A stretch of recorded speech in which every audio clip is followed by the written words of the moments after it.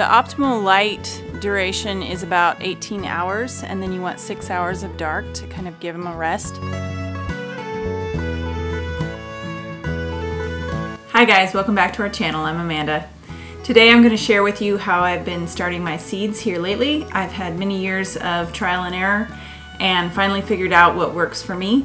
I'm going to share that with you today, and hopefully you guys can have some tips to take away to get your own seedlings up and ready for your garden. So I've got two kinds of soil here to start out with. One of them I bought from a big box store. It's got compost added in. That's this one. And then this one is a sterile seed starting mix. You can get this at most stores. And you can see it's got more perlite in it.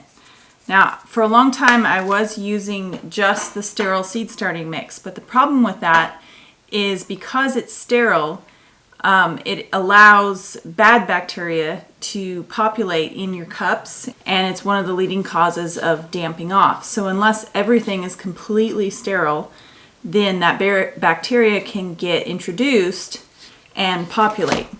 So what I learned was that I needed to start with a soil that had compost in it already, but I don't like that it doesn't have as much of the perlite.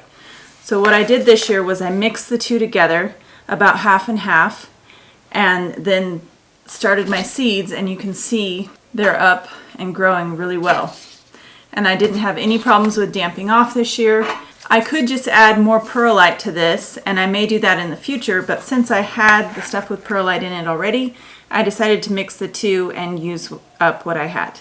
So because this has the compost in it, it will allow the bacteria that's in the compost to ward off any of the pathogens and give you healthier seedlings. The second thing I do to keep my seeds healthy and help them germinate well is to keep them warm. Here I have a shelf that I turned into a greenhouse just by stapling some plastic on. And your lights don't have to be grow light specific. They can be just LED shop lights. That's what I have up here. And then I have a grow light inside and a smaller one on the bottom. And it stays nice and toasty in here. I do open it up during the day because it gets a little too warm. Optimum soil temperature for tomatoes and peppers is about 85 to 95 degrees for optimal germination. And for cabbage and broccoli, it's 70 to 80 degrees. The optimal light duration is about 18 hours, and then you want 6 hours of dark to kind of give them a rest. And I found it helpful to plug in a timer so that I can time that. Also, these LED lights don't have to be as close as traditional grow lights. They can be 12 to 16 inches away, and they do just fine. You'll also want to keep a small fan. This is just a personal fan that I ordered. And what that does is it creates airflow, it strengthens the stems, and it also inhibits mold growth. What I do to water my seedlings is I keep a spray bottle on hand for the first little bit to keep the top of the soil moist. And this is just for during germination. I also put vermiculite over the soil, which helps to retain that moisture and keep it nice and wet while the seeds are germinating. You do want to let it dry out between waterings once the seeds have germinated. Not bone dry, but definitely don't overwater it because that will also give you unhealthy seedlings. And then I also switch to bottom watering as soon as possible once the plants are up good. And I'll just pour it in the tray, and the roots have to go down to get the water, and the soil will act as a sponge and soak up that water. And this just gives you a better root system, longer roots, and healthier plants that way. And once your plant has its first set of true leaves, I'll see if I can find one here that's just starting to get those true leaves. So it's the second leaves that the plant gets, but the first true leaves. Once it has that, you can fertilize it once a week. I like to use tea and Epsom salts. The tea is for nitrogen, the Epsom salts is for magnesium. You can use things like fish meal and things like that, but just go really, really light. Follow the instructions for seedlings because it is easy to burn seedlings, especially if you're fertilizing too much or too often. So how I make mine is I take a half-gallon jar, teaspoon of Epsom salts, and then you'll want to use a used tea bag and then just rebrew it with about a half a cup of hot water. You don't want to use fresh unless you're going to dump out that first cup, because it has more tannins in it, and the tannins, I've heard, aren't as good for the plants. And I don't know if you could do this with coffee grounds or not.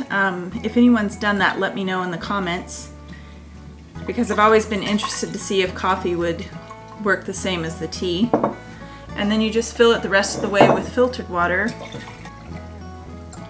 And then I'll use this once a week to fertilize the seedlings. So I'm trying a new experiment this year, and that is to plant these seedlings in these extra large plastic cups. I like to use these plastic cups just because they're less expensive than buying like the black pony packs and things like that. So I've only filled them half full with soil, and I went ahead and planted my seedlings. And now that they're up to the top, I'm going to go ahead and fill the cup the rest of the way.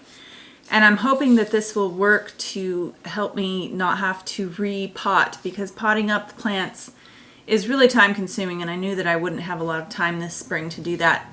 So this is just an experiment. I wouldn't necessarily recommend doing it this way, but I am going to try and see if it works, just so I can eliminate one of those potting up stages.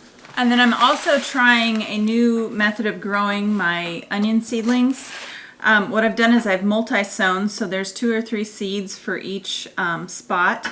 And then I've also been trimming them back. This is the 3rd trimming.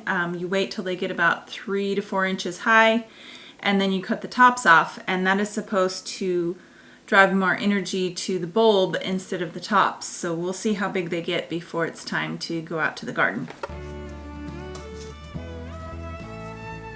And I'm just gonna fill that as full as I can. And the stem of this tomato will actually grow its own roots. So that's all nicely tucked in, and now I'll do the rest. So I've got my tomatoes filled up to the top. I may add a little bit on top of these onions as well, and then I'll be done for the day. Thanks for joining me, guys. If you have any questions, please drop them in the comments below, and if I can't answer them, hopefully someone else can. We'll catch you on the next video.